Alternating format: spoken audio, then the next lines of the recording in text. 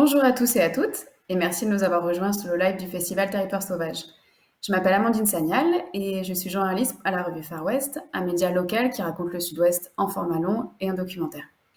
Tout au long de ce week-end de Pâques, la revue Far West s'associe à Sistude Nature pour vous proposer un cycle de conférences en ligne. Alors d'ordinaire, le festival Territoire Sauvage se tient devant la réserve ornithologique du Teche, sur les bords du bassin d'Arcachon. Cette année, compte tenu de la situation, le festival sera un peu particulier. Mais malgré le contexte sanitaire, l'association Sistude Nature a tenu à maintenir cette troisième édition et à vous proposer un maximum d'activités en ligne, toutes sur le thème choisi cette année, à savoir la nature sauvage nocturne. Les trois conférences sur le thème de la nuit se tiendront donc toutes en ligne, ici même sur Facebook. On aura également des films naturalistes qui seront diffusés pendant 3 jours sur le site internet du festival Territoire Sauvage. Je rappelle que ces diffusions peuvent avoir lieu grâce aux équipes du Festival international du film ornithologique de Minigout, qui en quelque sorte est le grand frère de Territoire Sauvage. Toujours en ligne, des courts-métrages sont disponibles toute la durée du festival, également directement sur le site.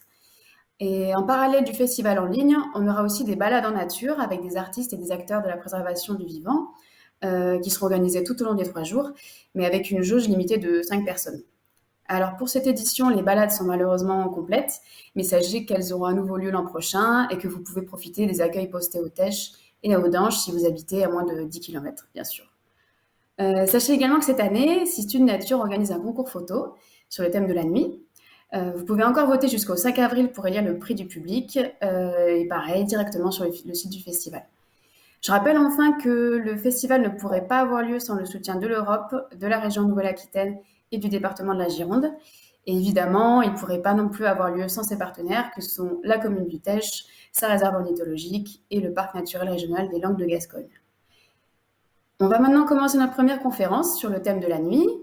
Alors pendant ces 3 jours, on va notamment parler de la vie nocturne des animaux, mais également de l'impact de l'homme sur la nature pendant la nuit.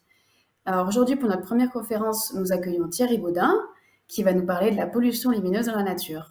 Donc de ce que c'est déjà et des impacts aussi que cette pollution peut avoir sur notre environnement. Pour le présenter rapidement, Thierry Baudin est vice-président de l'association JAL Astronomie, un club d'astronomes amateurs installé à Martignas-sur-Jalles. Ce club existe depuis plus de 20 ans maintenant et compte plus d'une centaine d'adhérents. En temps normal, le club organise des sorties en nature sur toute la métropole bordelaise pour observer le ciel de jour comme de nuit. Mais forcément, depuis le début de la pandémie, les sorties sont évidemment limitées. Donc en parallèle, l'association organise des conférences en lien avec l'astronomie pour continuer à démocratiser l'observation du ciel. Alors aujourd'hui, Thierry Baudin va nous parler de la pollution lumineuse et de son impact sur la nature. Donc non seulement sur la faune et sur la flore, qui, à cause de nous, perdent leurs repères et se mettent en danger, mais aussi l'impact que peuvent avoir ces pollutions sur nous-mêmes, les humains. Je vais donc laisser la parole à Thierry Baudin pour aborder ce sujet. Je vous signale que la conférence sera suivie d'échanges, donc n'hésitez pas à poser vos questions directement à Thierry dans le chat Facebook. Moi, je prendrai vos questions et je les poserai directement à la fin. Bonjour Thierry. Bonjour Amandine. Eh bien allez, je vous laisse la parole. Ok, merci beaucoup Amandine. Donc bonjour à toutes et à tous. Tout d'abord, permettez-moi de remercier Revue Far West et l'association Sistude de nous avoir invités à ce 3e festival, Territoire Sauvage et Nocturne. Bien sûr, on aurait préféré le faire dans des conditions normales, c'est-à-dire en présentiel au Teche, avec cette conférence, mais également l'observation nocturne avec du matériel d'observation, avec nos adhérents. Bon, ça sera pour l'année prochaine, donc on croise les doigts. L'année prochaine, si possible, on sera là. Donc pour aujourd'hui, donc nous allons aborder le thème de la pollution lumineuse. La pollution lumineuse qui touche une grosse partie de beaucoup de choses, notamment donc pollution lumineuse. On peut définir la pollution lumineuse. La pollution lumineuse, c'est quoi? C'est une émission excessive de lumière qui est due aux activités humaines, et qui, en modifiant l'obscurité normale de la nuit, affecte beaucoup de choses. Donc tout d'abord, ça perturbe la faune et la flore dans sa vie. Donc ensuite, les rythmes biologiques de certaines personnes, donc ça perturbe la vie humaine aussi. Ça gêne bien évidemment, plus ce qui me concerne, les astronomes dans leur observation, le soir et la nuit. Et enfin, ça génère un fort gaspillage d'énergie.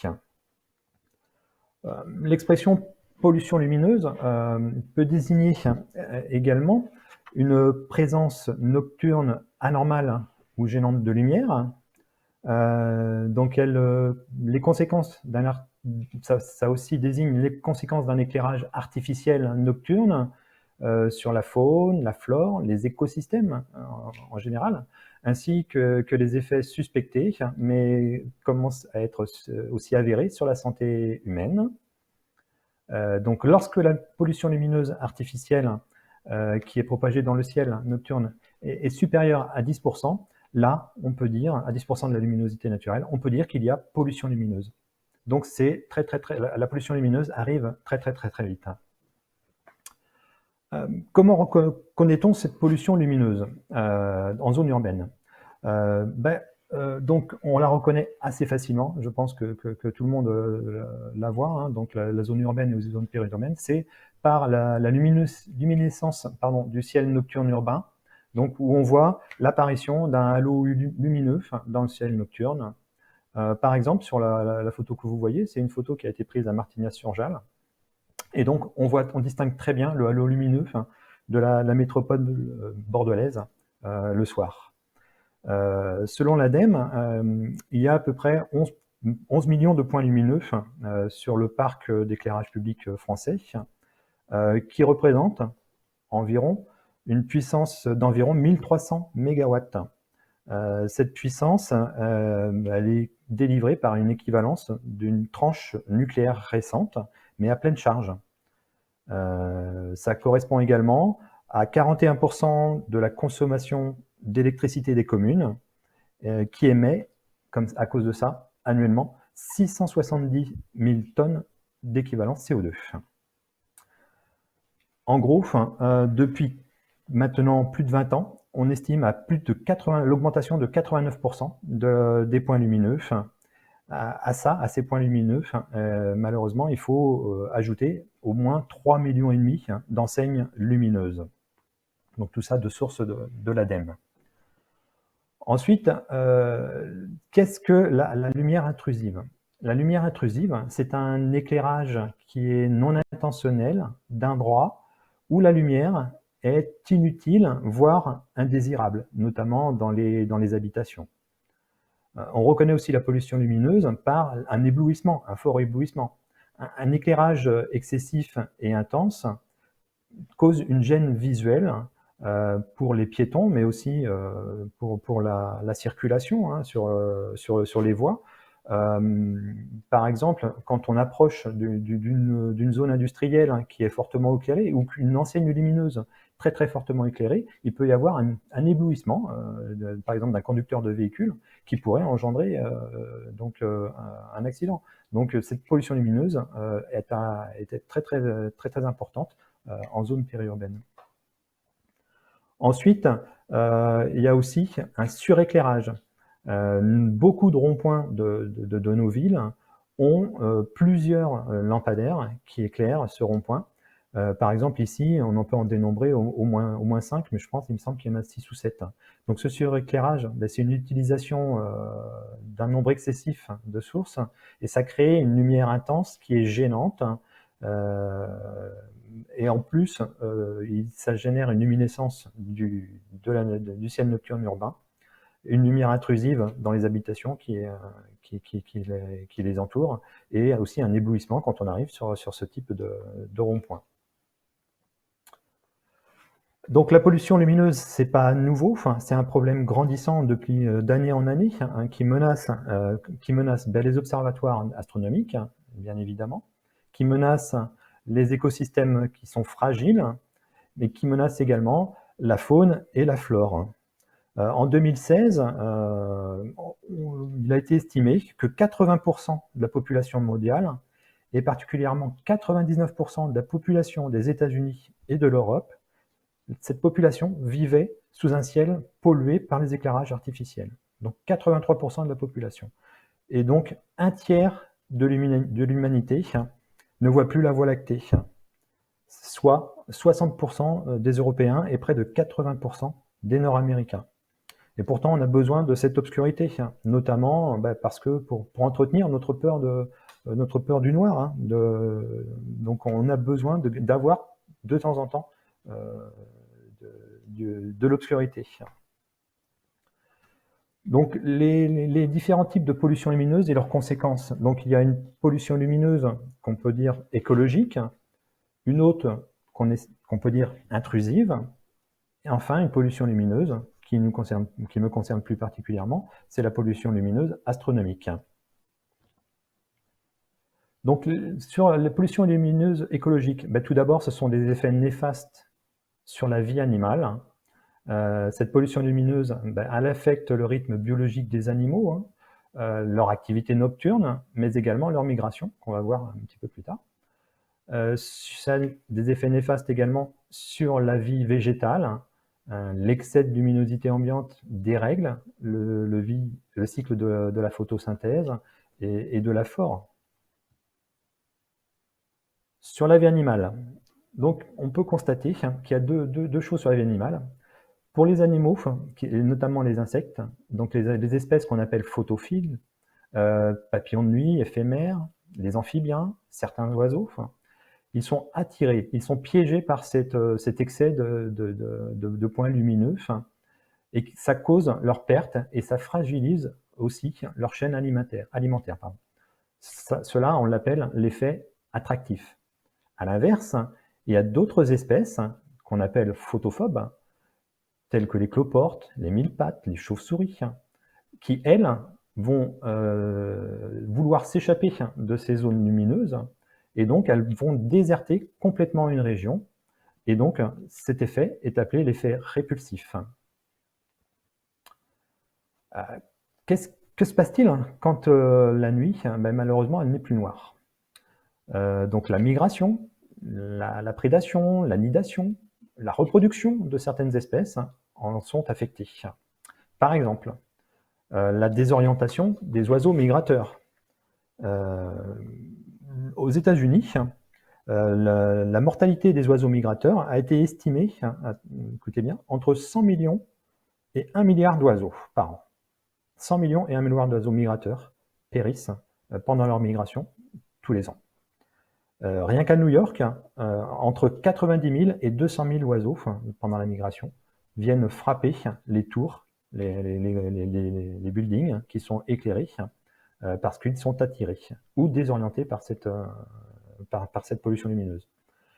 Il y a aussi les oiseaux migrateurs, les grands oiseaux migrateurs que nous connaissons dans nos régions, qui, eux, se repèrent la nuit avec avec les lacs, les océans, les rivières, qui peuvent être désorientés par un excès de lumière et ainsi perdre de l'énergie pendant leur migration, et donc une part de ces oiseaux migrateurs va périr, faute de fatigue par exemple.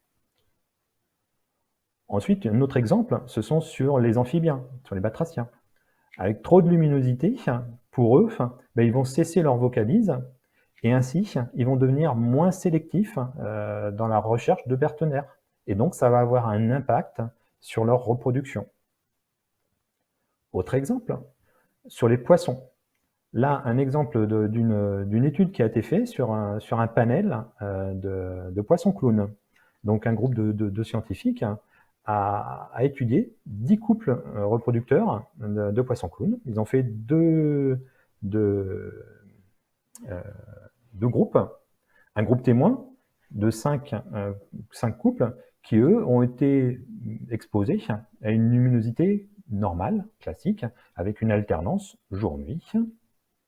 Et un autre groupe de 5 couples qui, eux, ont été testés avec de l'éclairage la nuit, par le haut, avec une lumière pas très forte, des lumières LED d'intensité modeste, de 25 à 28 lux, pour à peu près ressembler à un éclairage des rivages de sites habités. Pendant les premières étapes de reproduction, pas de problème. Donc les couples se sont normalement formés, la ponte des œufs s'est normalement effectuée. Là, il n'y a pas d'impact. L'impact majeur, c'est au moment de l'éclosion. Cette éclosion intervient environ le soir du 8e jour environ. Pour le premier groupe témoin, les éclosions se sont normalement passées, donc il n'y a pas eu d'impact. Par contre, sur le groupe au centre de l'expérience, là, le taux d'explosion a été de 0%. Et donc, aucune progéniture sur ce groupe. Donc, on se rend compte de l'impact des zones éclairées sur les rivages, en périphérie des rivages, sur ce groupe sur ce type de poissons. Les tortues marines aussi. Les tortues marines, elles, viennent pondre sur les plages.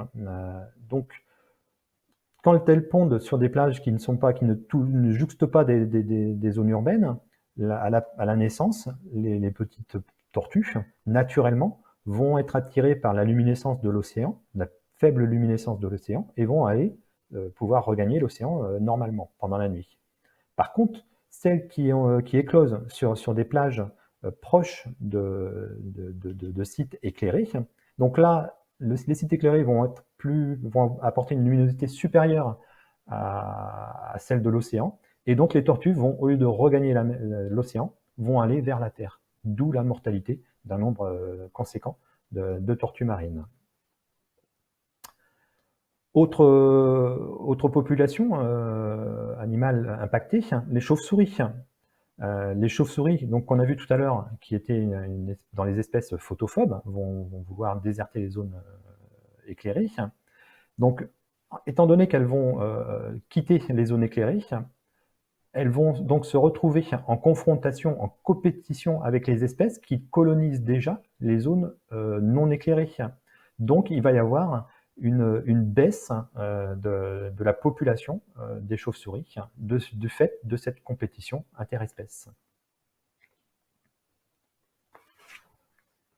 Les effets sur la vie végétale.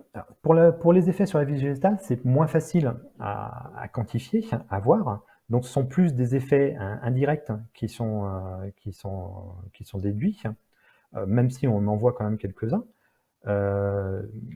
Donc, ces effets indirects sont décrits sur les plantes qui peuvent moins se reposer la nuit et ainsi effectuent une photosynthèse dégradée, et ce, malgré un allongement de la durée du feuillage. Sur la flore, autre conséquence sur la flore, on a vu tout à l'heure que donc, les espèces photophiles, si les papillons de nuit étaient une espèce photophile, donc ils sont attirés par la lumière. Pourtant, ces papillons de nuit sont beaucoup plus nombreux que les papillons de jour, et donc ils pollinisent une partie importante de la fleur. Étant donné qu'une grosse partie sur les zones urbaines et périurbaines fortement éclairées,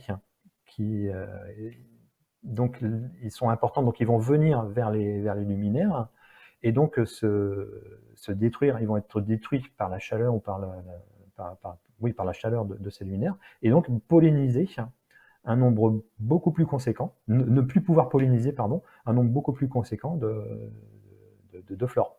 Donc, il régresse à cause de l'éclairage extérieur. On peut donc supposer que la flore est indirectement modifiée. Sur la vie végétale également, hein, du fait du retard de la chute des feuilles, des fois pendant plusieurs mois, donc le débourrage des bourgeons va être beaucoup plus réduit, et donc ainsi la croissance des tiges et des feuilles va être impactée. Donc la croissance de l'arbre en lui-même et de sa tenue dans le temps va être fortement impactée.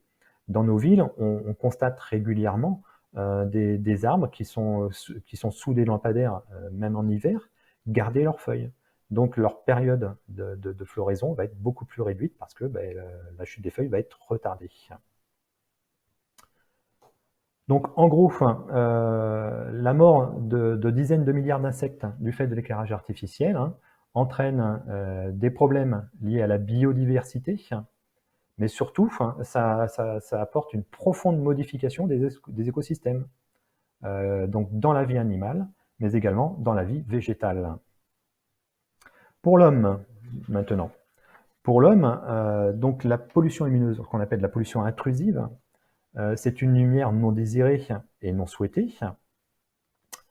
Elle est considérée néfaste parce qu'elle détériore les conditions de notre sommeil. Donc, par exemple, sur la vue qui est présentée, c'est une rue à Martignas-sur-Jalles où on voit des luminaires qui sont très très forts, qui ont une luminescence importante, qui indirectement, directement même, vont éclairer des chambres. Donc, ça veut dire que le soir, si la pièce est éclairée, la sécrétion de mélatonine va être retardée. Donc, la qualité du sommeil, le temps de sommeil et la qualité de sommeil va être dégradée, va être moindre. À l'inverse, le matin, la lumière sera présente beaucoup plus tôt, et donc, pareil, l'arrêt de la sécrétion de la mélatonine va être beaucoup plus tôt. Donc, le sommeil va être raccourci. Donc voilà, donc on peut dire qu'au niveau, au niveau de cette pollution lumineuse intrusive, au niveau médical, la médecine elle reconnaît quand il y a une exposition durable à un éclairage artificiel, ça affecte notre santé, notamment à cause de notre diminution de sommeil. Concernant mon domaine qui est l'astronomie, oui, malheureusement, donc le fait d'avoir une pollution lumineuse grandissante, les astronomes amateurs et professionnels ont des difficultés de plus en plus importantes à observer les astres, et notamment les astres de faible luminosité, comme les étoiles lointaines ou les nébuleuses. Et donc, ça peut menacer notre activité. Et là, ça menace l'activité de certains observatoires, notamment aux États-Unis, voire à Bordeaux. Bon, à Florac, par exemple, il n'y a plus d'observatoire à Florac, notamment parce que en visuel, ils ne pouvaient plus observer le soir. Il faut rappeler, oui, que de grandes découvertes et des résultats scientifiques ont été dus aux astronomes amateurs. Donc, il faut essayer de conserver au maximum notre ciel étoilé. Mais bon, donc tout ça, ce sont les causes. Maintenant, est-ce qu'il existe des solutions? Oui, fort heureusement, il existe des solutions, notamment en ajustant l'orientation de nos éclairages. Donc, on sait que nos éclairages, c'est à peu près 40%. Le 40% du parc a au moins 25 ans. Donc, il y a un vaste potentiel de réduction de nuisance d'énergie à être envisageable.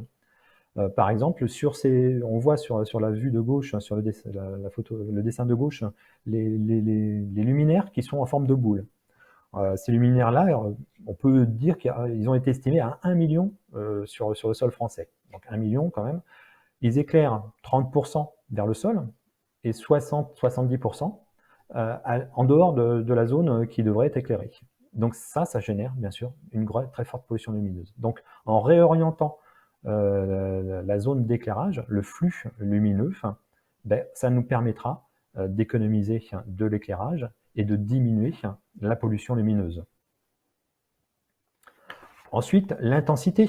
En réduisant l'intensité, donc des lumières, souvent des éclairages sont très forts.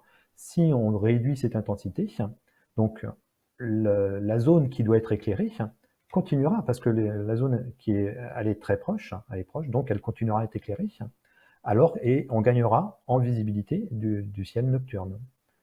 Notre vision s'adaptera à la luminosité ambiante, mais tout en assurant une visibilité suffisante et une sécurité des lieux.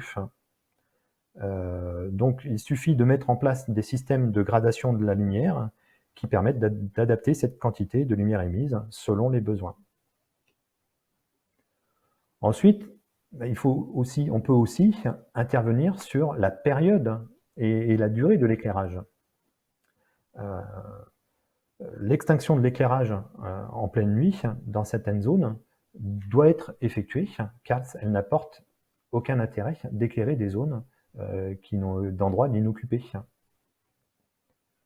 Donc on peut installer des minuteries, on peut mettre en place des détecteurs de mouvement, on peut éteindre les lumières en allant se coucher, donc il suffit d'une lumière extérieure qui reste allumée, il faut avoir un système pour pouvoir dire non, je vois qu'elle est allumée, je l'éteins.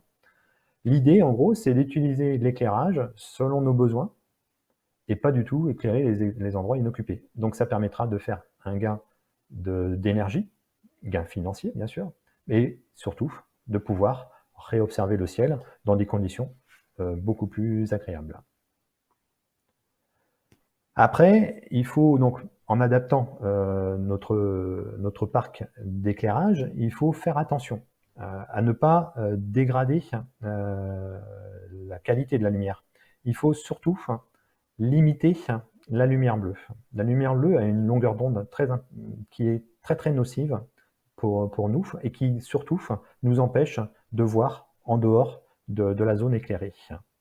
Donc, au niveau des changements, quand les municipalités changent leur parc lumineux, donc cette notion-là de couleur de source lumineuse doit être prise en compte. Il faut surtout privilégier les sources chaudes, c'est-à-dire les couleurs jaunes, aux sources froides, qui sont les couleurs bleues. Donc, tout ça, on peut le faire avec des gestes simples, hein, en couvrant ou en réduisant la puissance de toutes ces lumières extérieures, hein, que ce soit nos résidences privées, que ce soit dans les zones industrielles où il y a des entreprises, mais également que ce soit au niveau des municipalités sur la voie publique. Il faut utiliser la quantité de lumière nécessaire, vraiment limite, dans les endroits inoccupés. Et enfin, donc, mettre en place des minuteries, des variateurs et des détecteurs de mouvement pour réduire cet éclairage d'endroits inoccupés. Pour cela, donc il a été émis un arrêté le 27 décembre 2018, pardon, pas 2018. Cet arrêté a été mis en place et abrogé un autre arrêté qui date de 2013, suite à un recours d'association auprès du Conseil d'État qui a été gagné. Ces associations, c'est l'association France Nature Environnement, qui est associée à l'ANPCEN, c'est-à-dire l'Agence nationale pour la protection du ciel et de l'environnement nocturne. Donc on produit des recours pour que l'État intervienne et légifère sur ce problème de pollution lumineuse. Donc cet arrêté du 27 décembre, il complète et fixe la limite et le périmètre des sites d'observation astronomique, notamment, exceptionnels. Il fixe des normes techniques à respecter en agglomération, mais également hors agglomération. Ces valeurs sont normalement obligatoires et s'expriment en densité surfacique maximale par flux lumineux installé. C'est-à-dire qu'un flux lumineux ne doit pas dépasser une certaine puissance, une certaine densité d'éclairage. En France, cet arrêté liste 11 sites d'observation astronomique qui doivent être protégés de la pollution lumineuse, de la lumière nocturne, dans un rayon de 10 km. Donc c'est un premier pas. Malheureusement, on le voit, c'est souvent peu pris il y a peu d'effets malgré cet arrêté-là, parce que il n'y a pas de réelle volonté politique pour faire appliquer ces règles. Donc cet arrêté liste aussi les lumières qui éclairent le patrimoine et les parcs et jardins accessibles au public, qui doivent être éteintes normalement au plus tard à 1h du matin et 1 heure après la fermeture du site. Les vitrines des magasins aussi, des commerces, d'exposition et expositions, qui doivent être éteints entre 1h et 7h du matin. Donc ces vitrines, on le voit très bien que toutes ces enseignes lumineuses, malheureusement, restent allumées. Les éclairages intérieurs des locaux à usage professionnel doivent être aussi éteints 1 heure après la fin de l'occupation des locaux. Les façades des bâtiments publics notamment, doivent être éclairées à compter du coucher du soleil et au plus tard jusqu'à 1h du matin. Malheureusement, on voit beaucoup de façades des bâtiments publics qui continuent à être éclairés après 1h du matin. Donc techniquement, on sait faire, on sait ne plus éclairer, on sait remplacer les sources lumineuses, obsolètes ou inappropriées. On sait diminuer le flux lumineux. On sait éclairer à la demande, notamment par l'envoi de SMS par exemple. On sait mettre avec un SMS en marche un éclairage ou l'éteindre. On sait télégérer des parcs de points lumineux pour nos municipalités. Et on sait mettre en place des détecteurs de présence, ou non, de personnes. Donc, normalement, on devrait pouvoir arriver à une baisse significative de la pollution lumineuse. Si les fabricants, qui eux cherchent à vendre un maximum d'équipements à leurs interlocuteurs, il est primordial que ceux-ci intègrent dans leurs décisions toutes ces questions de développement durable, d'économie d'énergie, notamment au niveau des municipalités, mais également de préservation de l'environnement nocturne, de la faune, de la flore. Donc, cette décision, elle appartient aux élus locaux lorsqu'ils renouvellent leur éclairage public, aux industriels et aux commerçants sur leur zone d'activité en coupant les enseignes lumineuses ou en réduisant le temps d'éclairage de ces enseignes lumineuses la nuit. Et enfin, aux particuliers sur leur éclairage privé. Donc à nous aussi, privés, de faire en sorte de réduire nos éclairages extérieurs pendant la nuit quand il ne le faut pas. Donc voilà, en gros, une présentation de la pollution lumineuse. Je vous remercie de votre attention. J'espère avoir été assez clair. Donc c'était ma première présentation. Donc voilà. Donc bien évidemment, si vous avez des questions, comme l'a indiqué Amandine tout à l'heure, donc vous pouvez les poser sur le chat et j'essaierai d'y répondre selon mes connaissances. Je ferai le maximum pour répondre à vos questions. Voilà, Amandine, j'espère que ça s'est bien passé. Ça s'est très bien passé. Merci beaucoup, Thierry. C'était super, Merci à vous. très instructif.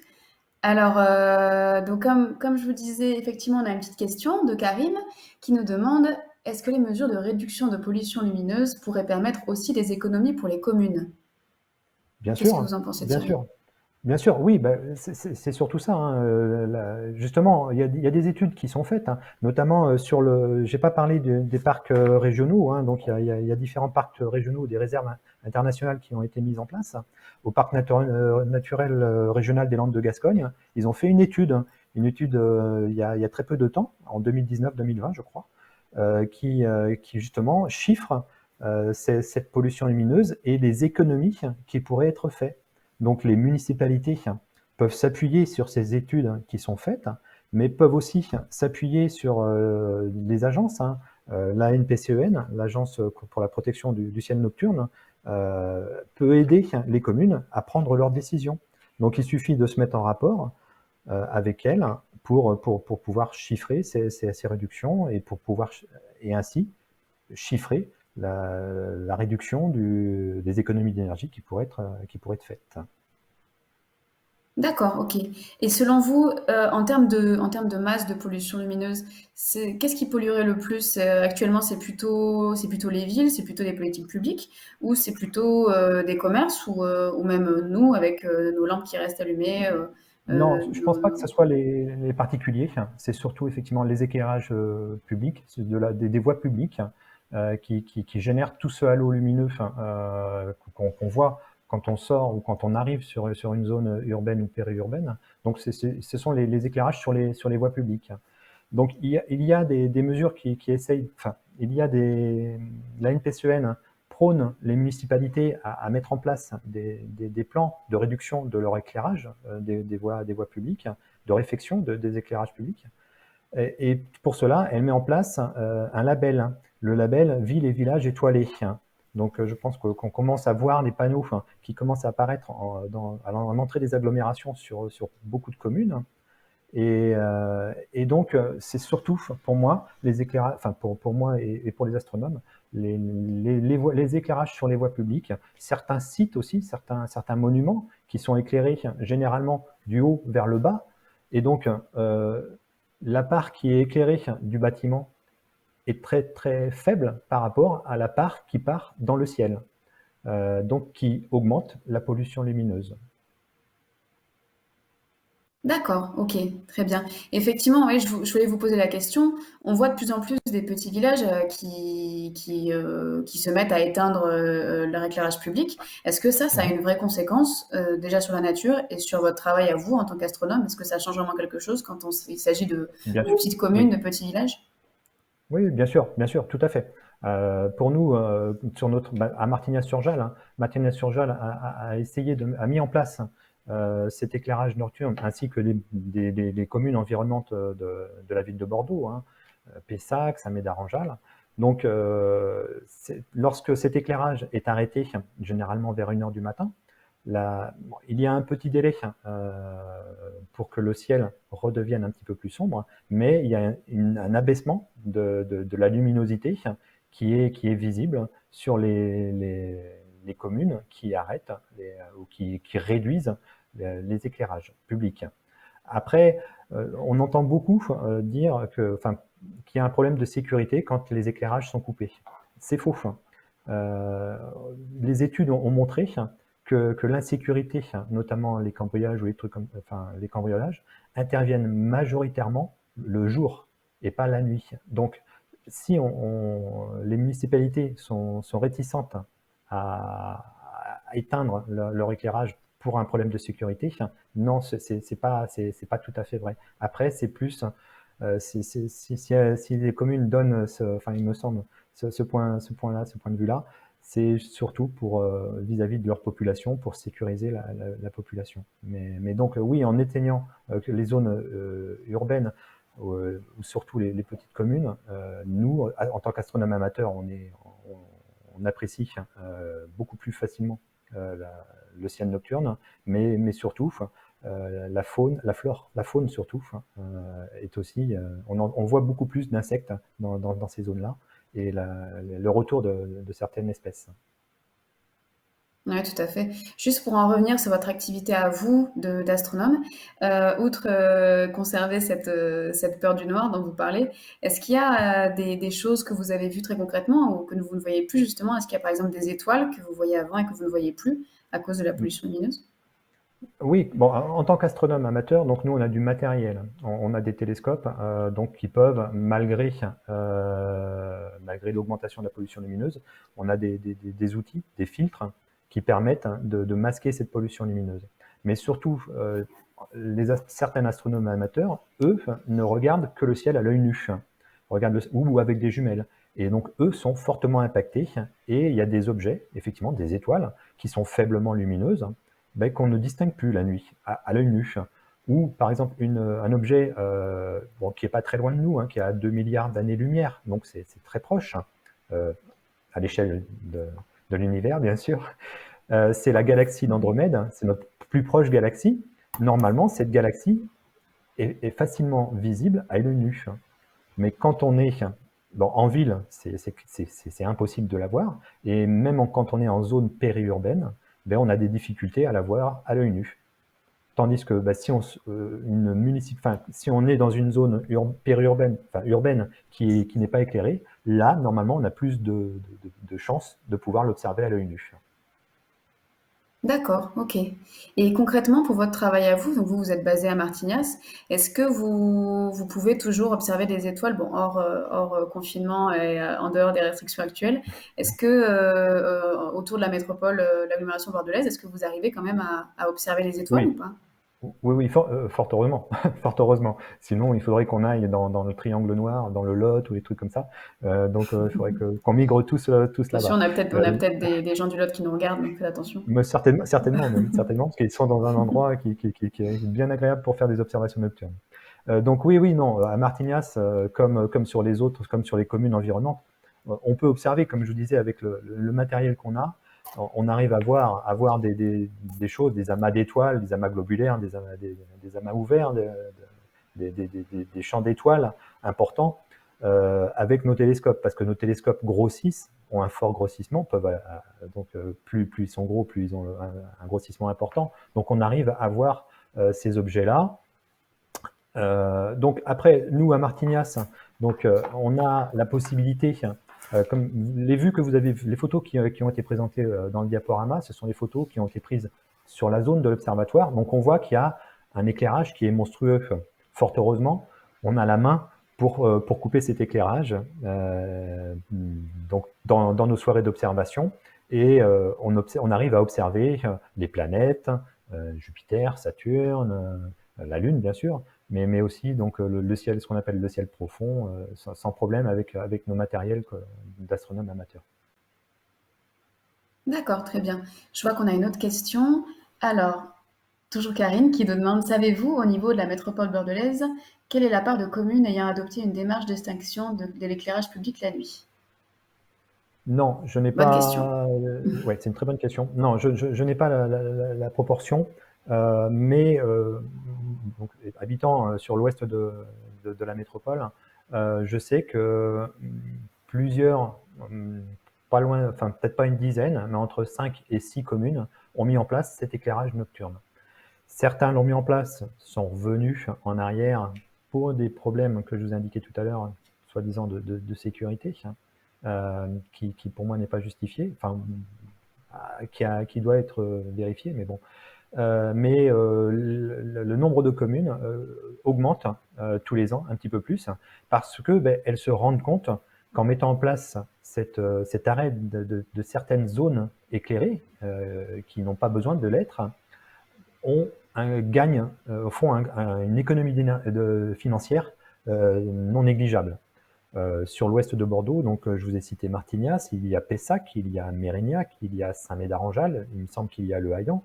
Donc les communes prennent, au fur et à mesure des années, les communes viennent à éteindre pendant cette plage de 1 heure, généralement de 1 heure à 5 heures du matin, une partie de leur éclairage.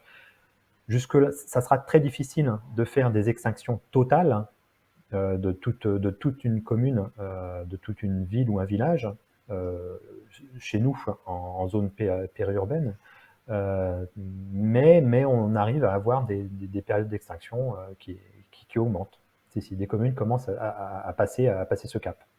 Parce que, à force D'accord. de répéter, donc nous, astronomes amateurs, nous travaillons avec les communes. Nous allons leur expliquer quels sont nos besoins et quelles sont les économies qu'ils pourraient faire. On essaye de leur faire prendre conscience. Et notamment dans les manifestations que l'on met en place, pendant les Nuits des Étoiles, pendant le jour de la nuit, au mois d'octobre, une manifestation justement pour faire prendre conscience de la pollution lumineuse, les communes commencent à appréhender ces effets-là. D'accord. Et concrètement, si moi, par exemple, je suis une habitant d'une commune de la métropole, est-ce que j'ai un moyen pour faire pression, pour inciter ma commune à éteindre l'éclairage public la nuit? Est-ce que je peux aller les voir et leur demander? Est-ce que vous Bien pensez sûr, qu'une pétition, ça peut marcher? bien sûr, bien sûr, bien sûr. Bien sûr, en tant qu'individuellement, le poids sera beaucoup plus faible que collectivement. Effectivement, donc soit il faut se rapprocher donc de comités qui existent. Donc, par exemple sur Martignas, bon, il n'y en a pas, mais dans des associations d'astronomie dans les communes, c'est généralement eux qui se mettent en rapport avec les communes pour étudier, pour voir quelles sont les zones qui pourraient être aménagées pour ça, ou quelles sont les zones d'éclairage qui pourraient être améliorées pour diminuer ce flux de pollution lumineuse. Ensuite, chacun peut aller voir ses élus en lui disant j'ai mon quartier, devant chez moi, j'ai deux lampadaires qui sont à 10 mètres les uns des autres, pourquoi ne pas en éteindre un sur deux, par exemple, la nuit? Ça permettrait de diminuer ce flux lumineux pour réduire cette pollution lumineuse et ainsi faire des économies. Généralement, les mairies, ce qu'elles voient en premier, c'est surtout le gain financier qu'elles peuvent faire. Mais individuellement, il suffit d'aller voir ces élus. D'accord. Ok. Donc là, on a vu plutôt l'impact de ces pollutions lumineuses sur nous, sur les hommes. On a aussi un petit peu parlé donc, de l'impact sur les animaux. Donc vous avez évoqué les insectes, les amphibiens, les oiseaux. Est-ce qu'il y a des espèces qui souffrent plus que les autres de la pollution lumineuse? Les oiseaux migrateurs, je pense que les oiseaux migrateurs souffrent plus, parce que justement, dans leur migration, donc ils perdent de l'énergie pour s'orienter. Donc, il y a un fort impact sur les oiseaux migrateurs. Et les insectes qui sont attirés par ces effets attractifs, qui viennent se brûler sur les points lumineux, notamment tous ceux qui sont les vieux points lumineux, qui chauffent beaucoup, qui apportent une source de chaleur très intense, et ils viennent se brûler dessus. Donc c'est les insectes, pour moi, les insectes et les oiseaux migrateurs, oui, tout à fait. D'accord. Ok. Et est-ce qu'il y a des espèces qui sont indirectement touchées, par exemple, qui se nourriraient d'insectes du coup, qui souffrent et qui perdent leur repère à cause de la pollution lumineuse, et du Tout coup, à fait. des espèces qui seraient touchées? Ouais. Bien sûr, les chauves-souris en premier, par exemple. Les chauves-souris, les chauves-souris qui déjà essayent de déserter ces zones trop éclairées. Et quand elles sont, donc heureusement, on en voit sur nos zones périurbaines encore, elles ont beaucoup plus de difficultés à trouver des insectes parce que leur population diminue à cause de cette hécatombe sur les luminaires. Donc effectivement, des populations sont impactés indirectement par cette baisse d'insectes. Je pense que demain, il y a une conférence sur les chauves-souris. Tout à fait. Ce point-là sera peut-être abordé par la conférencière, mais les chauves-souris sont impactées, tout à fait, en zone périurbaine. Et oui, tout à fait, c'est ce que j'allais vous dire. Donc demain, on a effectivement une conférence sur les chauves-souris. Et du coup, tout à l'heure, vous parliez, donc avant qu'on revienne plutôt dans les détails demain, j'aimerais bien qu'on revienne sur quelque chose que vous avez dit. Vous disiez qu'elles étaient en compétition. Donc elles sont en compétition avec qui? Avec d'autres prédateurs qui chassent les mêmes insectes? Non, avec une autre population une autre population de chauves-souris qui habite la même zone. D'accord. Donc, une population qui habite une zone éclairée va se diriger sur une autre zone, sur une zone moins éclairée, mais qui héberge déjà une population de chauves-souris. Donc, elles vont rentrer en conflit, je pense. Donc là, je suis pas le mieux placé pour en parler, hein, mais pour moi, il me semble avoir lu des choses là-dessus, comme quoi, sur cette population qui migre dans des zones plus obscures, plus sombres, elles ont des difficultés, elles rentrent en conflit avec des chauves-souris présentes déjà sur place. D'accord. De toute façon, c'est des choses que je pense qu'on va aborder demain, parce qu'on sera avec une spécialiste des chauves-souris. Donc oui, on pourra rentrer évidemment plus dans le détail. Donc, dernière question, je voulais juste vous demander un petit peu plus sur votre activité à vous d'astronome amateur. Est-ce que ces derniers mois, malheureusement, cette dernière année, a beaucoup impacté votre travail? Est-ce que vous pouvez quand même faire des sorties? Comment ça se passe concrètement avec les restrictions sanitaires? Nous, avec les restrictions sanitaires, oui, bien sûr, ça a impacté fortement notre activité, hein, au niveau associatif. Malheureusement, donc, nous sommes dans des bâtiments publics, donc on ne peut plus utiliser. Donc, on a des permanences plusieurs fois par semaine où on se retrouve pour soit se diriger vers des sites d'observation ou pour travailler sur des ateliers pour réaliser du matériel lié à l'astronomie. Donc, on ne peut pas se retrouver. Donc, toutes les activités pendant ces permanences ont été arrêtées. Ensuite, à cause du confinement et de l'interdiction de sortie, oui, on ne peut plus se rendre sur nos sites d'observation, soit à l'observatoire à Martignas ou sur des sites d'observation que nous avons en dehors de Martignas. Donc, malheureusement, donc on ne peut plus se rendre sur ces sites. Donc oui, notre activité d'astronome amateur a été très très très fortement impactée. On essaye de mettre en place, comme vous avez très très bien fait pour ce festival, des visios, donc des visioconférences. Normalement, notre association à Martignas-sur-Jalles, on présente, nous effectuons une conférence par mois ouverte au public. On a 8 conférences dans l'année gratuites et ouvertes au public sur différents thèmes de l'astronomie. Donc là, depuis maintenant 3-4 mois, on les dématérialise, on les fait en visioconférence. Donc voilà, donc on propose maintenant, on s'adapte, nous aussi, nos conférenciers s'adaptent, et nos conférences sont faites en visioconférence. Donc sur notre site internet, je ne sais pas si je peux l'indiquer, c'est jal-astro.fr. Oui, oui, c'est ça. Et donc on indique les modalités pour accéder à ces visioconférences. Elles sont gratuites, hein, il suffit juste de s'inscrire pour avoir le lien d'accès. Donc on essaye de garder un contact avec nos adhérents et avec le public aussi. Après l'année passée, donc pendant la période estivale, on avait moins, la restriction avait été un petit peu allégée, donc on a pu effectuer des manifestations, notamment pendant les Nuits des Étoiles, avec des mesures sanitaires qui nous ont obligés à réduire l'activité, hein, parce qu'on propose des ateliers de création pour les enfants, des ateliers de création de fusées à eau, de fusées aspirine, des constellations 3D. Donc ça, on n'a pas pu les proposer. On n'a proposé que des observations nocturnes, mais sur écran, pas avec des jauges réduites pour pouvoir accéder aux différents postes d'observation. Donc on s'adapte, on essaye quand on le peut de faire des soirées d'observation. C'est pas évident. Donc là, en ce moment, on ne sort pas, on reste chez soi et donc on fait le maximum en visio. C'est bien de le préciser. Merci, évidemment, on ne sort pas, on reste chez soi.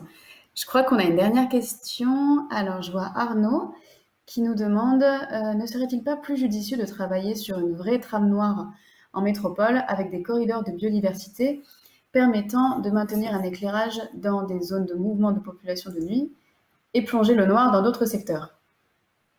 Alors, concrètement, est-ce qu'il serait possible? C'est Allez-y, allez-y. possible, c'est possible effectivement. Après, il faut que les municipalités jouent le jeu. Il faut étudier, bien sûr. On ne peut pas éteindre comme ça une zone du jour au lendemain. Ça s'étudie, mais pour moi, c'est possible, effectivement. Et ça permettrait, notamment en zone urbaine, de pouvoir réintroduire une vie nocturne de la faune dans ces zones-là, effectivement. C'est une très bonne remarque. Et il faut que les municipalités jouent le jeu, aillent dans ce sens-là, étudient des possibilités. Donc il y a des associations, comme je vous disais tout à l'heure, hein, l'AFN et la NPCEN, qui peuvent apporter une aide dans cette réflexion-là, ou alors les réserves déjà qui ont été... bon, les réserves, c'est plus en extérieur, mais la NPCEN et l'AFN peuvent effectivement aider dans ces prises de décision-là ou dans ces études-là. Mais il faudra qu'on y arrive, je pense. Oui, effectivement, oui, en fait, c'est plutôt des questions de politique publique et d'envie. C'est ça, tout à fait. Les municipalités, les préfets, parce que bon, il y a des zones qui se dépendent, je pense, des préfets. Donc voilà, c'est un ensemble de partenaires qui doit se pencher sur ces points-là pour arriver à quelque chose. Pas partout, je pense. C'est difficile d'éteindre partout, bien sûr, parce que il faut un minimum de sécurité. Hein, donc, mais on peut passer à des zones non éclairées pendant un laps de temps. Dans les prochaines années, j'espère qu'on y arrivera. J'espère. Oui, tout à fait.